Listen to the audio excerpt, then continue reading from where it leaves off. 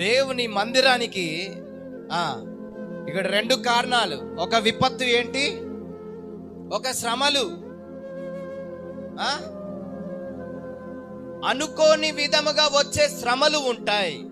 చెప్పినాను కదా, ఇప్పుడు కావున భూమి మార్పు నొందినను, నడి సముద్రములలో పర్వతములు మునిగినను, వాటి జలములు ఘోషించుచు నురుగు కట్టినను, ఆ పొంగునకు పర్వతములు కదిలినను. సునామీ వచ్చింది అనుకోండి, అవి అనుకొని వస్తాయా? అనుకోకుండా వస్తాయి. భయంకరమైన పరిస్థితులు, ఇబ్బందులు, యాక్సిడెంట్లు కానీ ఇవన్నీ అనుకోకుండా వచ్చేవి, అనుకోని వచ్చేవి ఉంటాయి. మనల్ని బట్టి, మన పరిస్థితులను బట్టి, మనము చేసేటటువంటి పరిస్థితి. అందుకే సామెతల గ్రంథంలో ఆకారము లేక పాడైన పురము ఎంతో, తన మనస్సును అణుచుకోలేనివాడు అంత